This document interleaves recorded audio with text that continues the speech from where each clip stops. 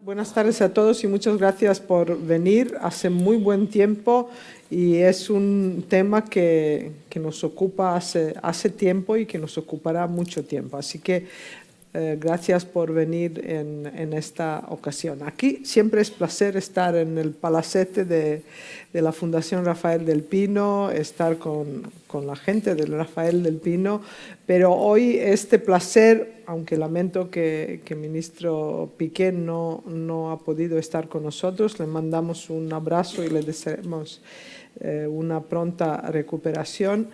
Digo, a pesar de ello, la verdad que es un enorme placer estar con Alicia, porque yo a Alicia le conocí en la India.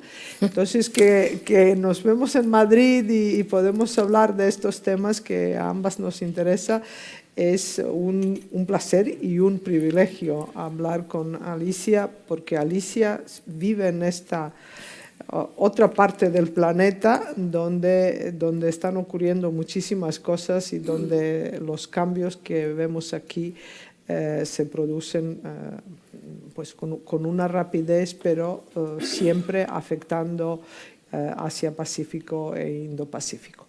Yo preparé una chuleta aquí con las preguntas que había enviado a Josep Piqué y a Alicia, y Piqué respondió: ¿y cuántos días tenemos para hablar de ello?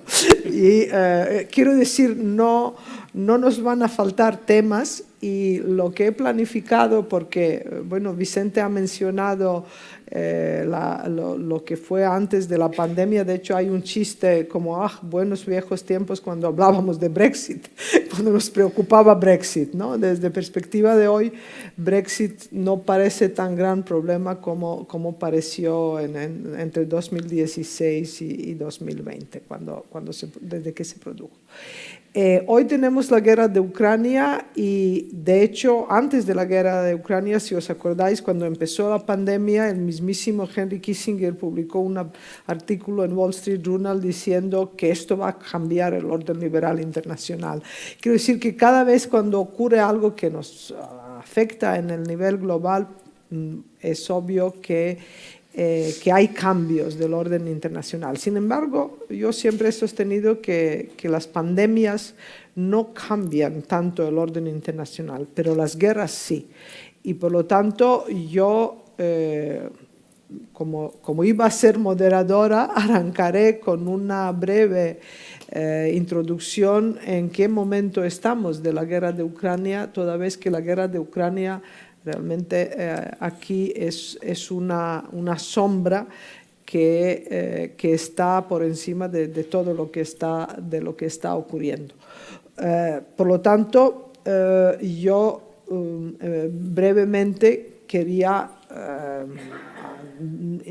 exponer 2 o 3 ideas en qué momento de la guerra de Ucrania estamos y cómo ella influye en el escenario geopolítico, en la vuelta de geopolítica y de la rivalidad entre las grandes potencias. Y en la segunda parte había planificado una conversación sobre las consecuencias económicas de la pandemia y de la guerra en Ucrania, donde Alicia sabe muchísimo y donde realmente yo todo este tiempo leyendo sus artículos he aprendido mucho. Por lo tanto, yo diría 2 cosas de la guerra de Ucrania. La primera es, y resumiendo mucho, que las causas de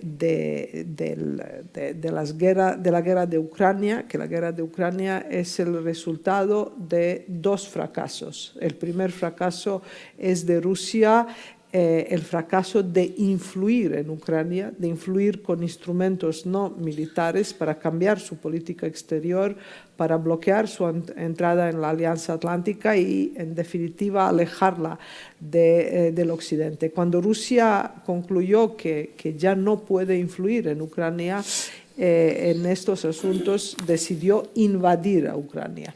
Y en este sentido, este primer fracaso es de Rusia. El segundo fracaso es de Occidente y de la misma Rusia, de la misma Ucrania, fracaso en disuadir a Rusia, disuadir a Rusia para que no ataque. En este sentido, Occidente ha tenido tres tipos de disuasión: la disuasión convencional, la disuasión, digamos, por castigo.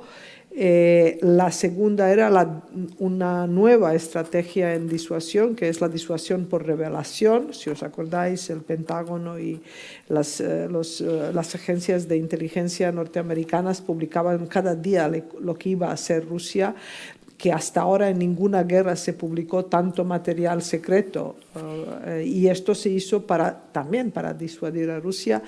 Y tercera disuasión, yo creo que ha sido la contradisuasión, en el sentido de que al decir públicamente que Occidente no iba a involucrarse militarmente en esta guerra, esto creo que dio alas al Kremlin a planificar una invasión.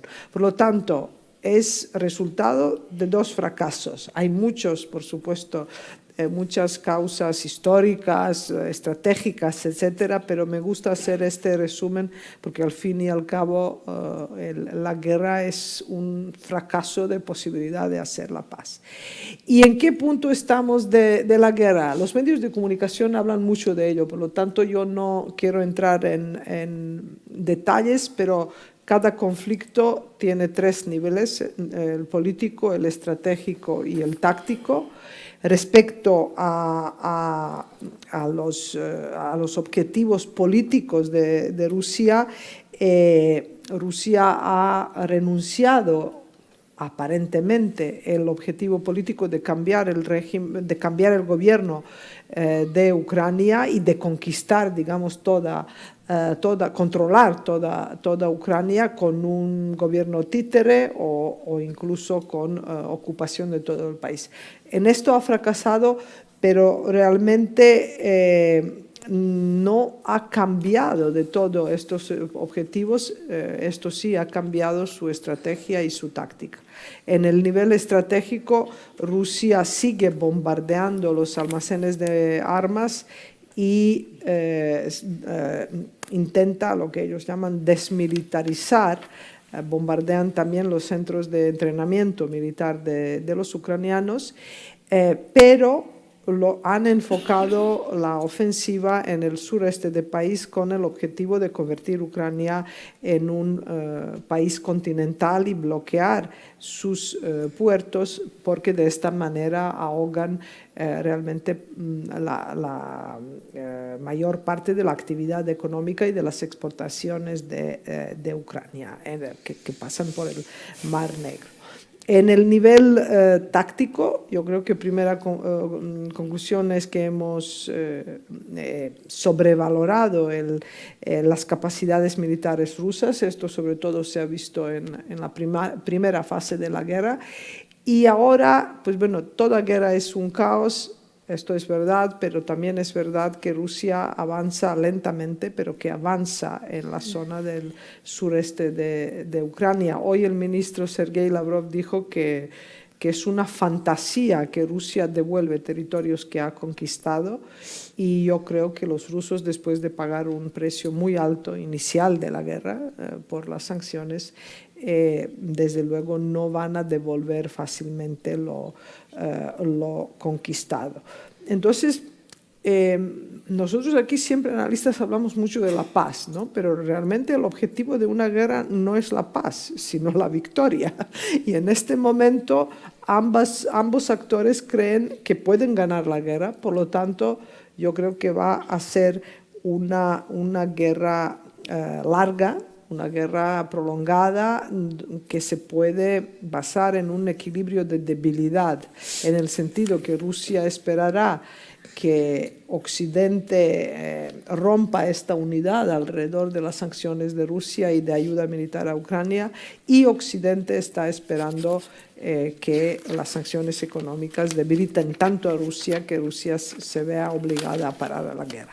Hay muchas consecuencias, pero yo creo que una de las que mencionó Vicente hemos hablado ya antes de la pandemia de que el mundo va hacia dos bloques, quizás no dos bloques como fue durante la Guerra Fría, pero sí dos bloques que se divide entre West and the rest, entre Occidente y el resto. En este resto hay muchas diferencias entre países, pero yo quiero parar aquí porque esto tampoco se trata, había preparado como una introducción para luego diálogo entre Josep y Alicia, pero voy a parar aquí y preguntar primero a Alicia si está de acuerdo con esta idea de que estamos en un momento de reconfiguración del orden mundial y cómo lo ves, cómo va a ir. Y luego te preguntaré de las consecuencias estas de la guerra y estas cosas. Gracias, Mira. Bueno, he apuntado un montón de cosas. Como siempre cuando hablamos, es una maravilla escucharte y reflexionar sobre algo que conoces tan bien. Voy a empezar por el final, los dos bloques. Y West versus Rest. Y ojalá no sea así, porque si es West versus Rest, lo tenemos muy complicado. Entonces vamos a ver qué es el Rest. El Rest, obviamente, es por ahora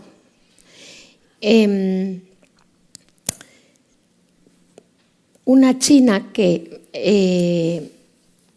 desde antes de la guerra quiere cambiar las reglas de juego del mundo y que sabe que hay un vecino complicado, vecino amado y odiado, un vecino que quiere hacer lo mismo, que tiene una cierta potencia militar, especialmente, obviamente, en armas nucleares, y no tanto, y a las pruebas me remito, en armas convencionales, porque si no esto ya habría acabado, que puede dar el primer paso. Y esto ¿por qué a China esto le parece bien? Porque es una avanzadilla de algo que China quiere conseguir y no le cuesta nada. Le cuesta algo, le cuesta un riesgo de sanciones secundarias de las que se cuida mucho, porque cada vez que un banco chino no da ya cartas, ¿no?, de letras de comercio, sale en Bloomberg, o sea, es decir, que dan muchas señales de que ellos, a pesar de la narrativa, van a cumplir con las sanciones. Es decir, que con un coste mínimo tiene esa avanzadilla de oposición a Occidente frontal, militar. Y esta es por ahora el Rest, ¿no? El Rest es China. Es que yo no empiezo por Rusia, yo empiezo por China. Porque para mí Rusia es un instrumento. Lo siento por ello. Siento decir esto así, porque claro, les debe de parecer fatal, pero es que yo lo veo así. Y ese instrumento, digo de la perspectiva etnocéntrica de China, ese instrumento debilita a Occidente. Y más, como bien dice Mira, si la guerra es larga. Cuanto más larga, mejor. Entonces, el Rest del Rest, que no es ni Rusia ni China, tiene la clave de la solución aquí. Parece que no importa, pero importa todo. Y ahí, cuando hablamos de Occidente, cuidado que Occidente no es Occidente. Occidente también es Japón y Corea. Y es muy importante esto. Occidente es el G7, más Corea, más Australia. O sea, que tan solos no estamos. O sea, ya del rest, ya nos hemos, no solo gracias al viaje de Biden, esto viene de mucho tiempo, porque ya los coreanos, los japoneses decidieron, decisión difícil y costosa, por lo que significa en términos de reacción de China, imponer prohibiciones a las exportaciones de semiconductores a Rusia. Singapur parcialmente, solo si era para fines de militares, cosa imposible de demostrar. Singapur, por eso no lo metí en el saco, ¿no? Porque está ahí, eso sí que son contorsiones, decimos, bueno, realmente intentando sobrevivir. Y después está la India.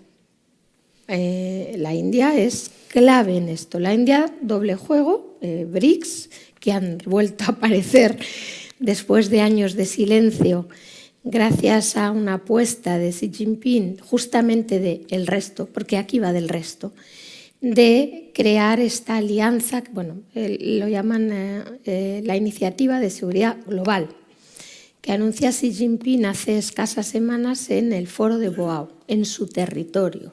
Porque esto no lo anuncia en Davos ni Ganas, lo anuncia en su territorio, en el Davos de China, en Boao.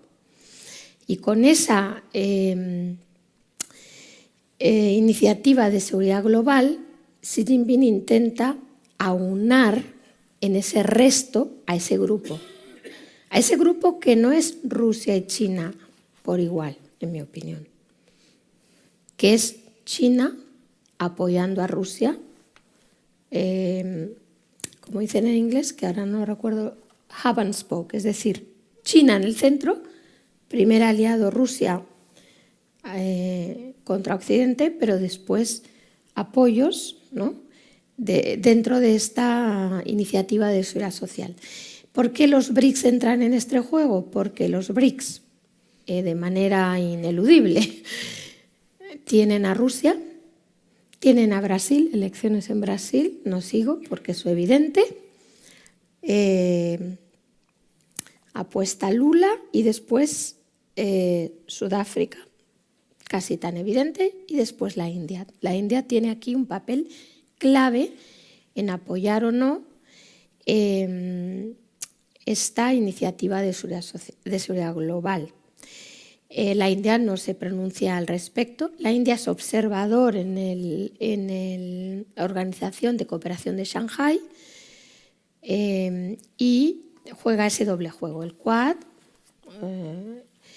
Pero yo creo que ya, y esto es bueno para nosotros, la India yo creo que ya ha entendido que no puede formar parte de esta alianza. Queda, aunque será, digamos, se aprovechará comercialmente, importará petróleo barato, pero eso es irrelevante, en mi opinión. Y eso que soy economista, pero es que ya me he dado cuenta de que eso no es relevante, como muchas cosas que hablamos los economistas, pero desde luego no a cuánto importa el petróleo y cuánto la India, y ahí yo creo que los americanos hacen bien de dejar a la India que importe lo que quiera, porque lo que aquí cuenta es de qué lado se pone la India, ¿no? Y de ahí la importancia de la Alianza del Indo-Pacífico, de ahí la importancia del viaje de Biden, de ahí la importancia del Indo-Pacific Economic Framework, ¿no?, el IPEF. Pero ya digo, Xi Jinping lo vio antes de que llegara Biden, ¿no? No solo eso, sino que Xi Jinping intentó evitar una reunión de la que hablamos menos, que es la reunión del ASEAN en Washington. Se ocurrió 2 veces. La primera solo fue Singapur, y la segunda ya fueron todos a decirle a Biden que hay de lo mío, y Biden llegó con $150 millones a pagarles el café, vamos. O sea, nada, ASEAN está perdida, en mi opinión. Y por eso digo, esto ya, o sea, es realmente un recuento de alianzas. ¿Quién tiene más peso en estas alianzas? Entonces, volviendo al rest of the rest, yo creo que está Occidente, Japón, Corea, la India, aunque no esté claro, pero yo creo que va a estar. Y por otro lado, dentro de la iniciativa de seguridad global, los que han expresado interés son Cuba, lo voy a comentar, Siria, Uruguay. Yo dije Uruguay, o sea, pero realmente, o sea, el primero, o sea, entonces hay mucha confusión. ¿Por qué la gente lee iniciativa de seguridad global y piensa en la ruta de la seda? Esto no va de la ruta de la seda, esto va de una OTAN, de una nueva, o sea, de un entramado de seguridad. Ahí hay un tema del puerto en Uruguay, pero bueno, no voy a entrar en Uruguay porque no era Quiero decir que hay una serie de intereses paramilitares o de seguridad que están moviendo esto. Y yo creo que Occidente no puede no verlo. No puede no verlo. Tiene que reaccionar de manera inmediata y urgente, porque estas alianzas se están creando ahora. Y va del resto, porque si no, el peso es equiparable. Eso es Ahora cuando has mencionado esto de seguridad, me he acordado de uno de tus últimos artículos donde hablabas de, creo que fue en Asia Time, donde hablabas de cambio de estrategia de Xi Jinping y de Biden. Mientras Biden se ocupaba solo de seguridad, en Asia-Pacífico, Indo-Pacífico, China supuestamente, su geoeconomía, ellos siempre quieren traer el bien y ganancias para todos, etcétera. Que ahora esto está cambiando justo por lo que nos cuentas, por estas alianzas de seguridad. Pero ¿por qué China está cambiando? Porque, bueno, los Estados Unidos tienen una enorme capacidad de detectar que puede funcionar. Pero en caso de China, ¿cómo se produce esta? ¿Cómo Xi Jinping detecta que tiene que ocuparse de la seguridad? ¿Es por la guerra de Ucrania? ¿Es por la conferencia de democracias en Washington? ¿O allí hay, o es de política interior China? ¿Qué es lo que más cuenta allí para que China da este giro hacia seguridad? Ojalá lo supiera, pero es muy buena pregunta. Pero primero por aclarar al público porque, bueno, esto espero que salga pronto en español y un poquito más pensado, pero mi reflexión después del viaje de Biden era justamente ese intercambio de papeles. Es decir, que Xi Jinping cuando va a Davos no habla de seguridad, él habla de relaciones comerciales, win-win, la inversión, ¿no? Pero ahora habla de seguridad, ¿no? El viaje de Wang Yi a prácticamente todas las islas del Pacífico, desde luego que no es para hablar de puertos comerciales, ¿eh? Entonces, esto, ¿por qué?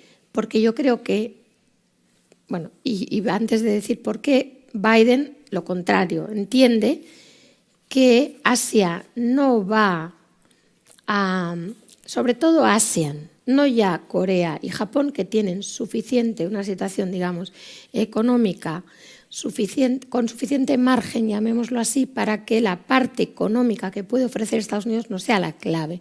Aparte que todos, bueno, pues tienen, Corea en concreto, un acuerdo de libre comercio con Estados Unidos, pero es que no va del comercio, va de que necesitan la seguridad de Estados Unidos y que no van a girar. En cambio, ASEAN, y Singapur es un ejemplo claro, tienen ¿no? Es como bicéfalo, tienen la economía con China y la seguridad con Estados Unidos. Entonces, Xi Jinping piensa, ¿por qué Estados Unidos? Porque ofrece la seguridad que yo no ofrezco, yo la puedo ofrecer igual, máxime ahora.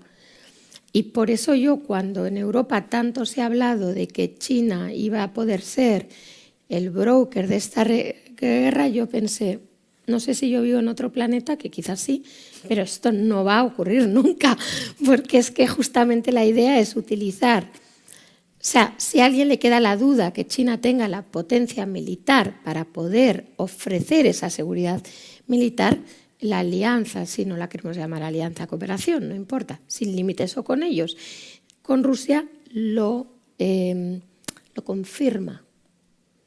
Entonces él ahora puede ofrecer eso, porque a cualquiera le puede, desde luego en Asia sin duda, puede entender que Rusia va a acabar a sus pies. Y eso es lo que cambia, que puede ofrecer una sí concebida como potencia militar a sus pies.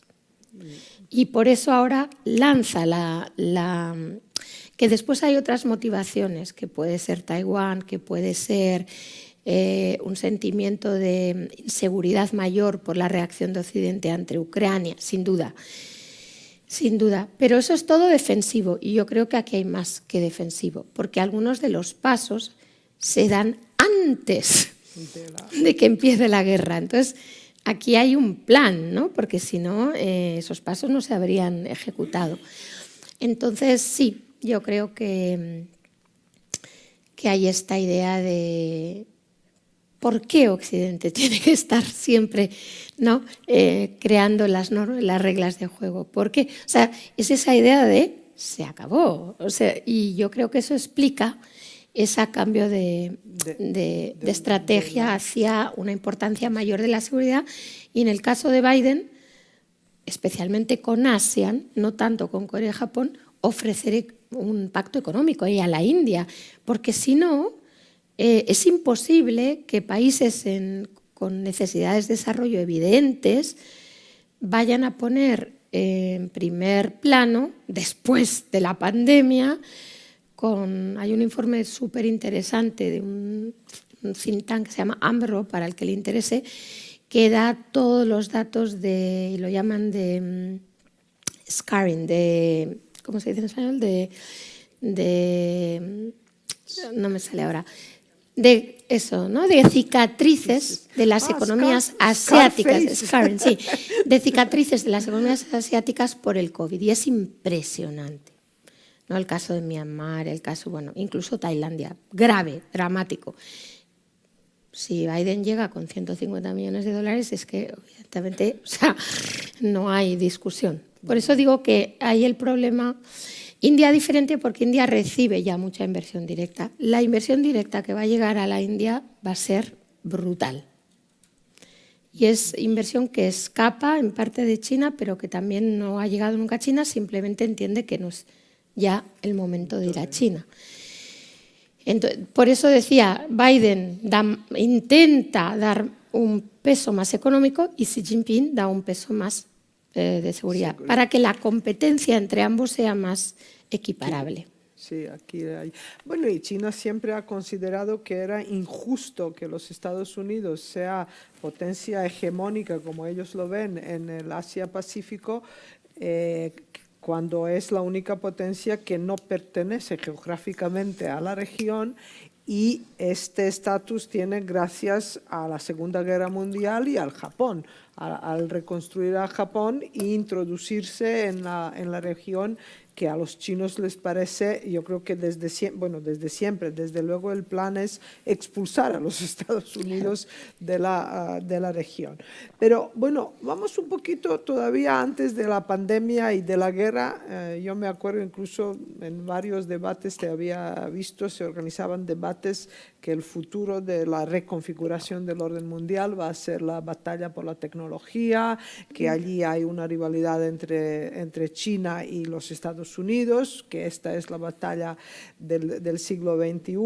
Los analistas como yo nos perdimos piel hablando de desinformación, de los ciberataques de Rusia, bueno, todo era como que el futuro era ciberespacio y que todas las guerras van a ser ciber. Y ahora estamos al frente de una guerra que es del siglo XIX. Aquí hay unos señores que luchan por unos territorios, protesta la Iglesia Ortodoxa rusa, la Iglesia Ortodoxa ucraniana. Sí. Quiero decir que todo se parece al siglo XIX y a la creación de Estados-nación, ¿no? Entonces, volviendo a los debates pre-pandemia, en pandemia vimos la importancia de la tecnología, la verdad que nos ayudó mucho a sobrevivir, pero ¿cómo tú en este momento ves la rivalidad entre los Estados Unidos y China? Rusia aquí no merece la pena mencionar porque los sostienen buenos hackers, pero investigación y desarrollo en ello no mucho, ¿no? ¿Seguirá esta rivalidad entre China y los Estados Unidos en el campo tecnológico? Y si es verdad, como algunos pesimistas dicen, que China es la que realmente lleva allí la ventaja, ¿no? ¿Cómo esto va a influir? ¿Cómo lo ves, ¿no? Sé que no tienes bola de cristal, pero lo que no. tu kit de supervivencia no supone bola de cristal, lo sé, pero bueno, a ver, yo soy una humilde economista y no puedo juzgar el desarrollo tecnológico que haya podido alcanzar China. Pero mi impresión de de lo que yo he podido ver, y tengo un coautor que es un experto en innovación, profesor en Cornell, con el que he trabajado en Hong Kong UST, yo tengo la sensación de que hemos inflado la capacidad tecnológica de China. Tengo esta sensación. En algunos ámbitos, voy a dar, porque claro, es muy fácil decir esto sin justificarlo, pero algunos datos.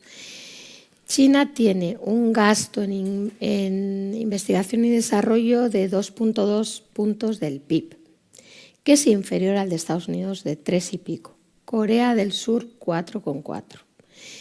Está al nivel de Europa. Pero de esa cantidad, dos pequeños detalles. El 6% solo es investigación básica. Solo el 6%, que es muy inferior a Europa. Además de eso, la investigación y desarrollo en 2/3 se lleva a cabo por empresas estatales, con mucho descarte, es decir, una buena parte de esa investigación y desarrollo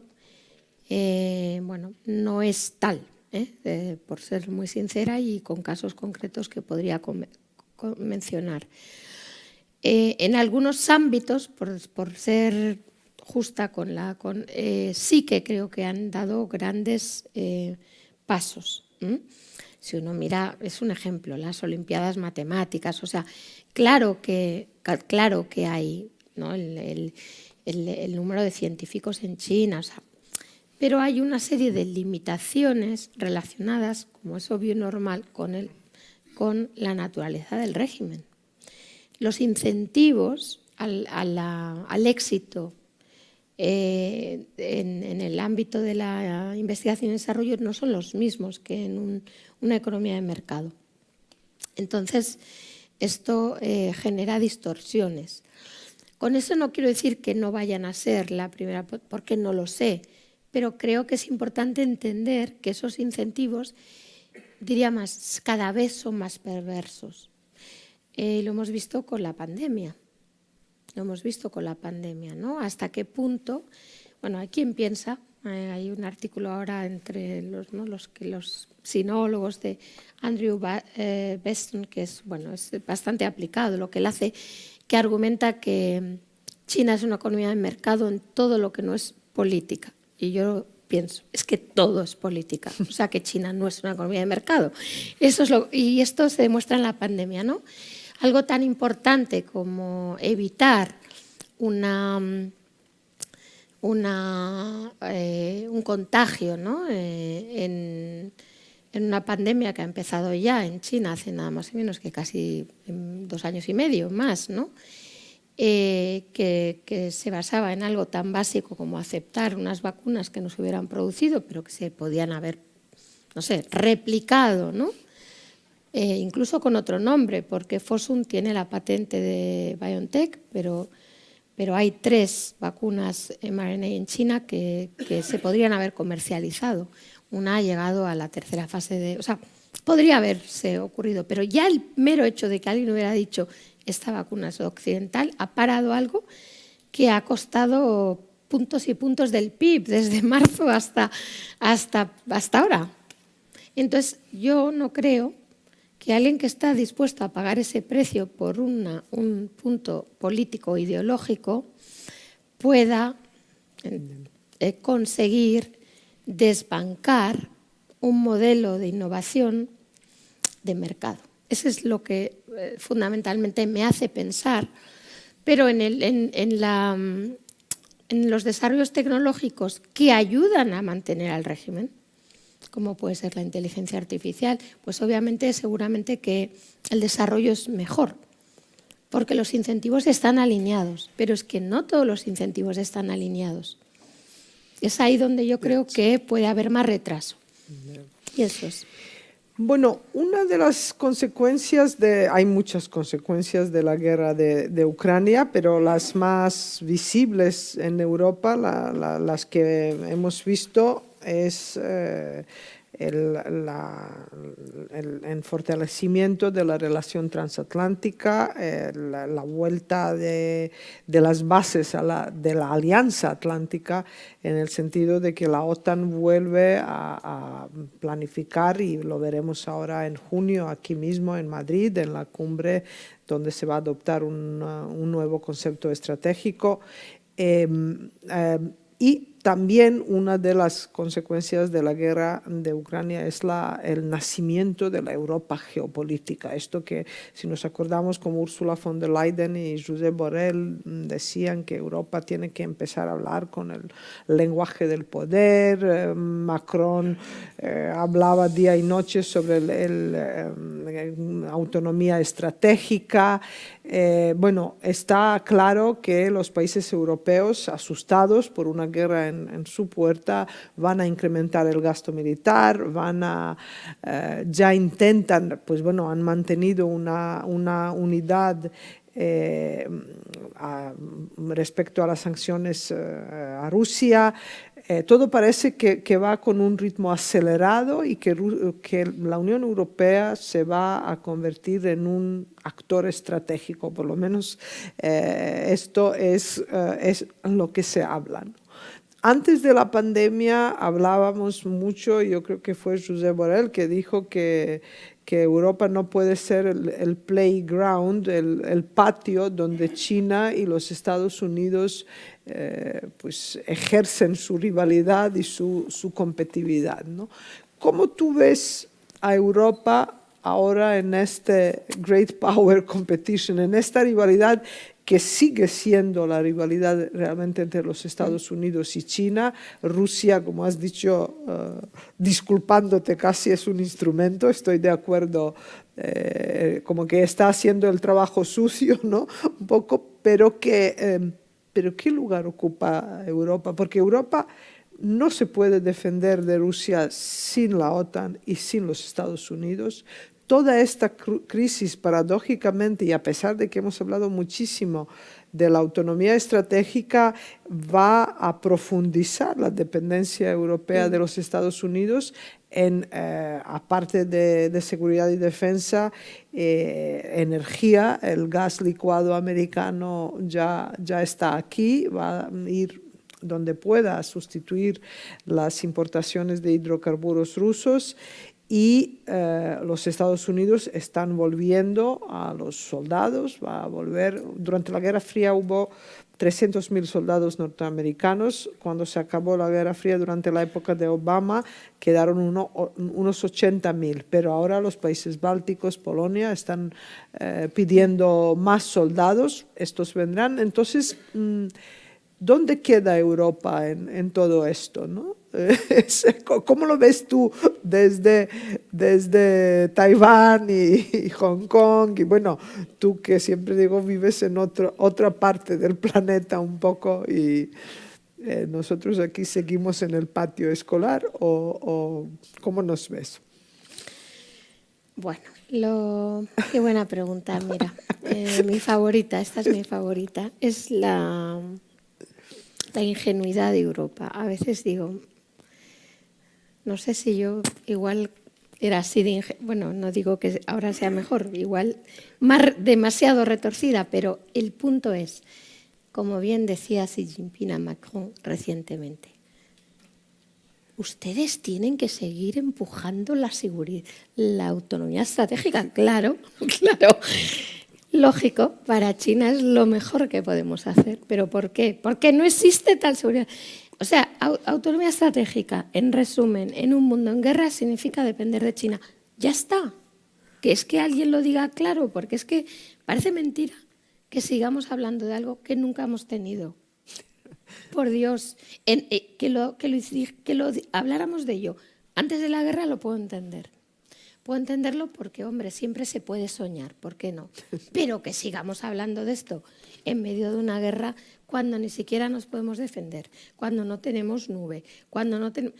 Y además la pregunta es, o sea, si no la tenemos, ¿de quién va a ser? O sea, ¿voy a ser más independiente cuando mi nube la tenga Huawei, cuando no? O sea, cuando tenga una guerra con Ucrania, sin que esté en los Estados Unidos. Yo de verdad es que no entiendo cómo podemos aún pensar que esto sea posible. O sea, que importar el gas de Estados Unidos es un problema. A ver, yo me pregunto, ¿es un problema? ¿O es mejor que no tengamos ya de paso? Es que no sé si es, ya digo, es vivir en Taiwán. Claro, cuando uno vive en Taiwán y ve el riesgo diario, ¿no?, de una invasión, porque lo ves todos los días. Ataques bueno, nadie sabe si son ataques o es que dejan de funcionar las generadoras de electricidad de Taiwán, lo que sea, no lo sé. ¿No? Suena el móvil, a veces es un terremoto, pero a veces son distintos sonidos, puedes elegir. O, ¿no?, entrada en el espacio aéreo, que según China no es el espacio aéreo de Taiwán. Yo no sé de quién es, pero hay alguien entra en algún lado porque mi teléfono suena sin parar. Entonces yo digo, yo estando ahí, ¿me voy a creer que Europa, o sea, puede ponerse en esa situación? No sé si me explico. O sea, ¿queremos esa situación? Porque si queremos esa situación está muy bien, pero yo ya no sabría dónde ir, porque de Taiwán tampoco podría venir aquí, porque sería igual de grave. O sea, quiero decir que no podemos engañarnos. No somos autónomos, lo siento, no somos. Si queríamos serlos, tendríamos que haber diseñado Europa de otra manera. Pero es que como no la diseñamos, a fecha de hoy, yo no puedo vender ese concepto porque China lo escucha y se ata y te empuja hacia él. Porque le conviene. Porque conviene. Entonces, claro que a mí me encantaría que Europa hubiera sido un continente, ¿no?, el gran continente. Vale, perfecto. Pero no tenemos los instrumentos. Tenemos que ser sinceros con nosotros mismos. No tenemos capacidad militar, no tenemos capacidad energética, no tenemos capacidad tecnológica en el ámbito de las nuevas tecnologías relevantes, incluso a la defensa, a la seguridad nacional. O sea, solo en ciberataques tú sabes de esto, mira. O sea, ¿de qué estamos hablando? Ni en ciberataques. En ciberataques, claro, la empresa privada va por delante de los estados. Los bancos y la empresa privada va en ciberseguridad por delante. Entonces yo entiendo, porque yo he sido joven, que está muy bien decir que los Estados Unidos, que sí, yo lo entiendo, es muy duro, ¿no? Después no volver otra vez, pero claro, para eso habría que haberlo diseñado de otra manera. Entonces ya tenemos que aceptar lo que es una realidad que no podemos cambiar en el curso del 2022. Pero es que la guerra está en el 2022, no va a llegar en el 2042. Entonces, no creemos diseños que no podemos mantener. Ese es mi punto. Bueno, pero ya que has mencionado Taiwán, y hace poco Joe Biden dijo que si China invade Taiwán, los Estados Unidos defenderían Taiwán, y todo el mundo dijo, es el fin de la ambigüedad estratégica de los Estados Unidos, porque todo este tiempo sabemos que los Estados Unidos apoyan Taiwán, pero que formalmente intentan evitar incluirle en todos los acuerdos. Bueno, hay como una cierta ambigüedad. ¿Es final de la ambigüedad estratégica de los Estados Unidos? Y sí.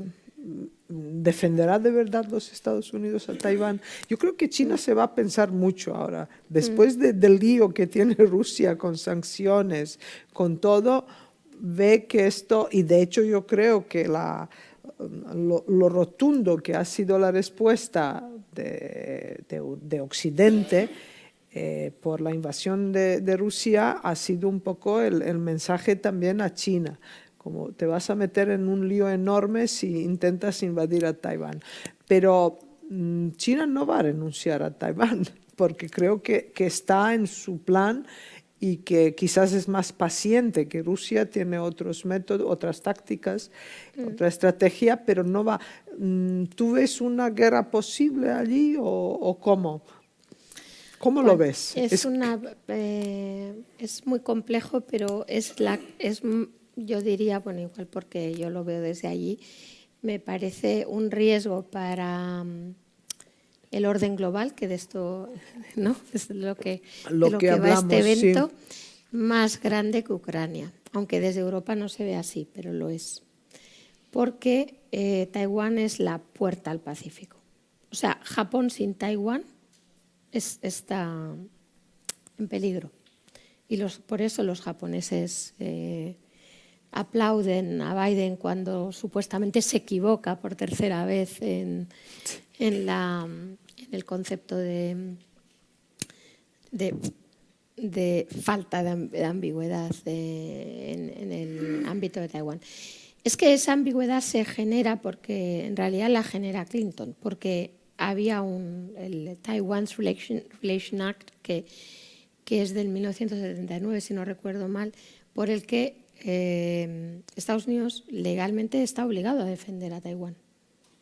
Solo que, como bien sabes, con el conflicto, bueno, Clinton intenta arreglar eso y era la época de engagement, las empresas americanas querían entrar en China y entonces acepta una ambigüedad que tiene dos lecturas, porque there is only one China, pues depende del punto de vista de quién es China, o sea, ¿no? Para Taiwán son ellos, o sea, es el típico parche que, digamos, salva la situación a corto plazo, pero genera una bomba de relojería a medio plazo y además va en contra de un documento legal que pone en tela de juicio no solo el apoyo americano a Taiwán militar, sino también con Filipinas, con Japón, porque en el fondo no son, digamos, ¿cómo decir?, entramados legales muy diferentes. No son muy diferentes. Entonces, en cierto modo, el resto de Asia acepta esa ambigüedad porque le viene bien. Los propios taiwaneses son los principales inversores en China. Es que esto es así. Los principales. Si excluimos a Hong Kong, donde mucho es dinero chino que vuelve a China, ¿no? Entonces, como a todo el mundo le venía bien, pues nadie habla de que el Taiwan Relation Act y el otro es contradictorio, pero lleva siendo contradictorio muchísimo tiempo. Entonces, digamos que lo que hace Biden es simplemente, aunque parezca una bomba de relojería, simplemente recordar que hay una contradicción en la política americana hacia Taiwán.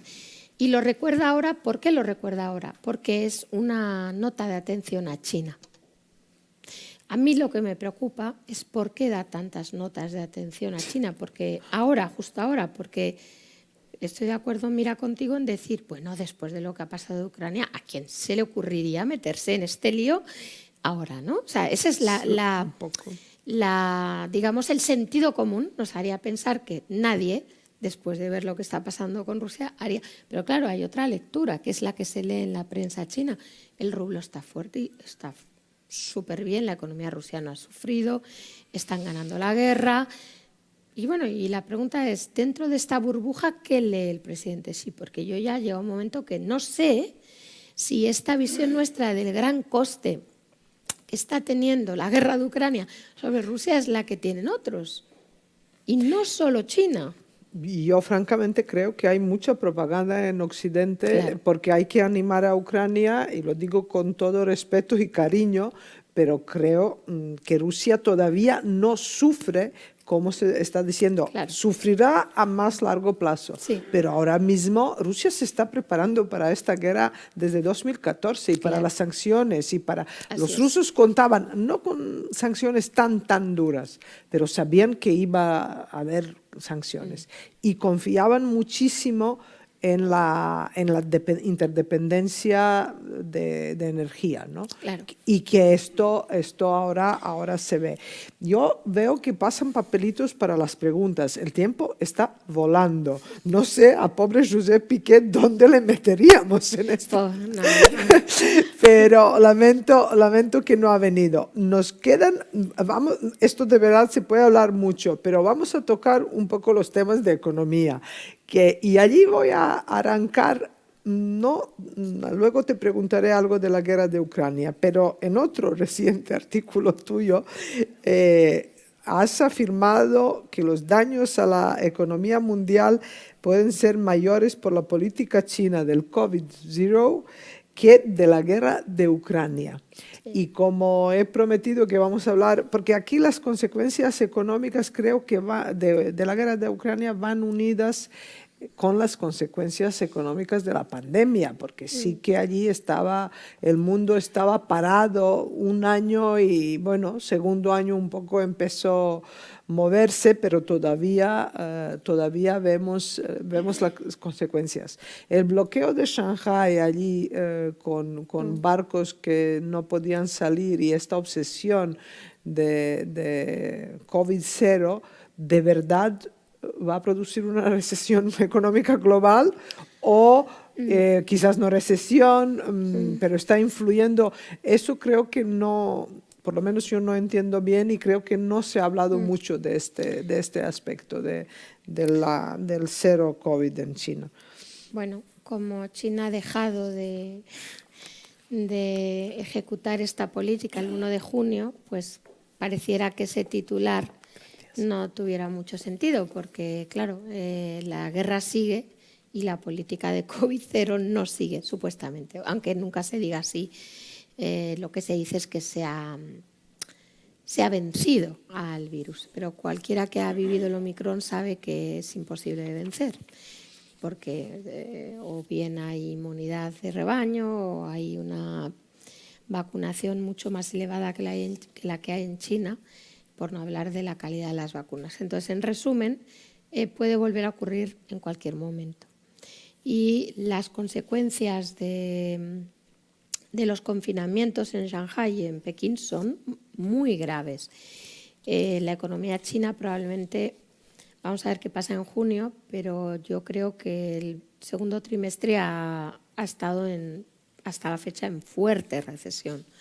Estamos hablando de un país que iba a crecer un 5.5 al año. O sea, es que China no tuvo recesión ni en el 2020.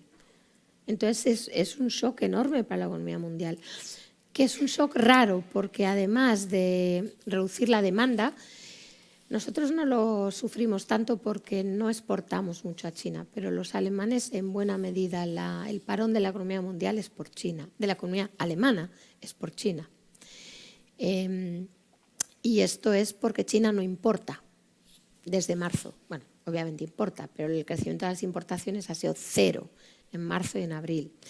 Y puede que siga siendo cero, porque la idea es, digamos, que todo lo que puedan sustituir, lo sustituyan para crear crecimiento. Entonces sí que yo creo que es un shock muy fuerte porque, y esta es la clave, porque no ha acabado. ¿Por qué no ha acabado? Porque China no puede abrir, porque no hay inmunidad de rebaño. Entonces tiene que seguir así, quizás no confinando, pero con test diarios, que son muy costosos para los gobiernos locales, que ya el gobierno ha anunciado que van a pagar las familias chinas. O sea, la situación fiscal de China es muy dura, muy difícil. Entonces, el espacio para abrir cada vez es menor porque el bienestar económico en China es cada vez menor. Los sueldos aumentan menos, hay más desempleo. El desempleo juvenil para un país como China es del 18.8, es muy elevado. Entonces, todo esto es China no va a abrir, en mi opinión. Quizás me equivoque, pero yo creo que China no va a abrir. Cuando pase desde luego no este año, y cuando el Congreso confirme, si es que confirma, porque hasta eso está hoy por hoy en duda, al presidente Xi Jinping, o por un mandato más o por vida, también tendrá miedo de abrir. Porque claro, es que China tiene las fronteras cerradas desde hace 2 años y medio. En Taiwán seguimos con cuarentenas, en Hong Kong, o sea, digamos, todo lo que es Greater China es una realidad. Taiwán está intentando abrir, pero es muy difícil porque la mentalidad es, si no abre China, habrá algo malo por ahí que nosotros... Y tienen al 70% de la población que no quiere levantar la cuarentena a la llegada. Eso Taiwán, que es una democracia, supuestamente CNN, ¿no? Sí. No, en China no hay CNN, o sea, cuidado, que es que no van a abrir. Entonces es un mundo, cuando hablabas de los dos bloques, la pandemia lo pone en bandeja. Lo pone en bandeja y por eso el shock es tan grande. Por eso yo digo que es que me duele decir más que Ucrania, porque en Ucrania se pierden vidas y no se puede hablar del impacto económico sin tener en cuenta eso. Y es duro decir eso porque parece que esas vidas no importan. No quiero decir eso.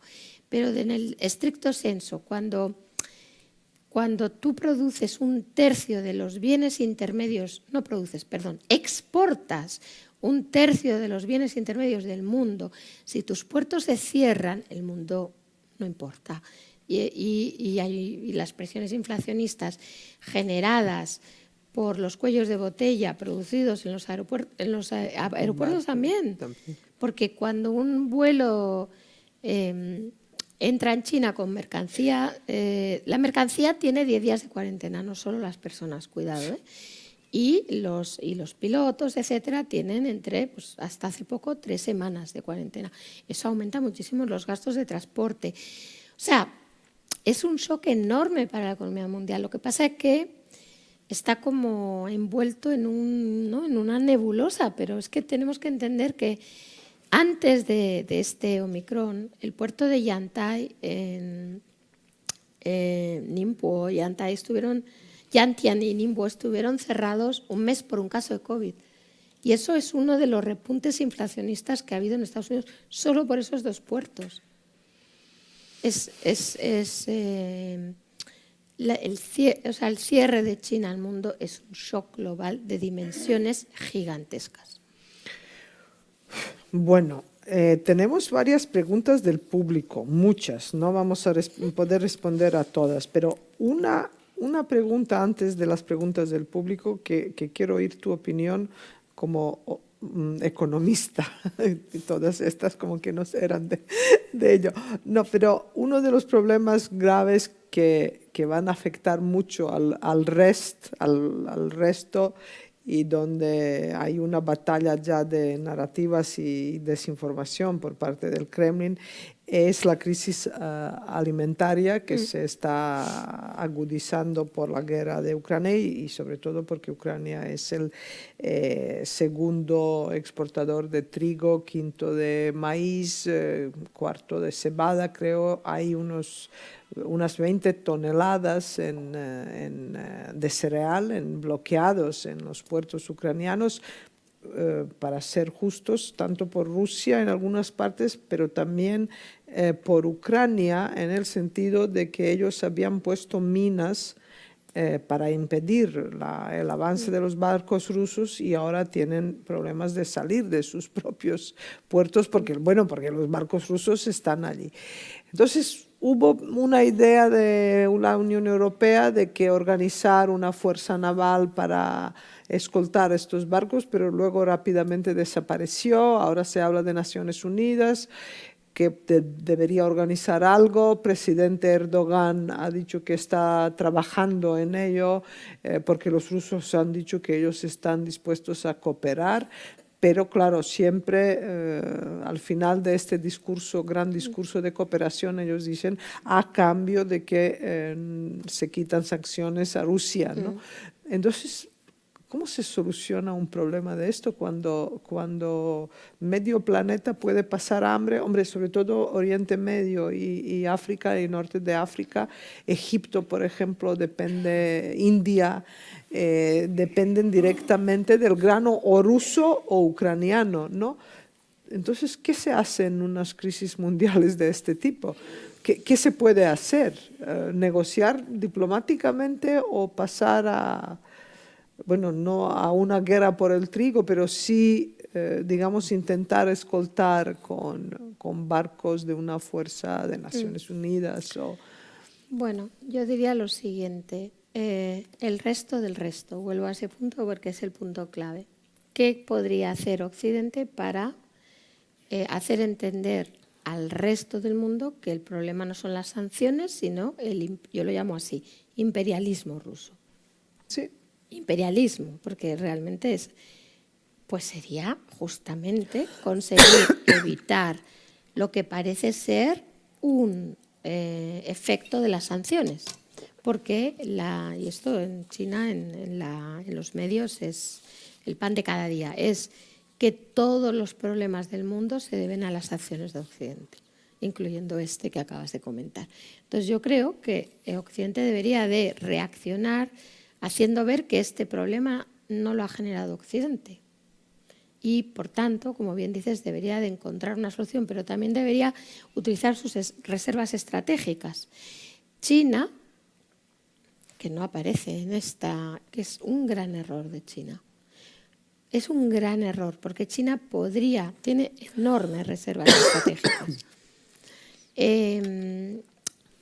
Que, por cierto, porque China tiene máximos históricos de reservas estratégicas de trigo, de arroz, de maíz, ¿no? O sea, uno se pregunta por qué. O sea, ¿no? Nadie se hace eso porque yo me la hago, vamos, ¿cómo puede ser que estuvieran tan preparados para esta guerra alimentaria o Bueno, pero dicho eso, lo que a mí me da miedo es que China de repente diga, yo resuelvo este problema con mis reservas estratégicas y se ponga de su lado a todo ASEAN, a África del Norte, donde ya tiene muchos aliados y no vamos a hablar de cuáles porque están bien cerca de nuestro país, etcétera, etcétera, etcétera. Entonces, esto yo creo que Occidente debería hacerlo antes de que lo haga China.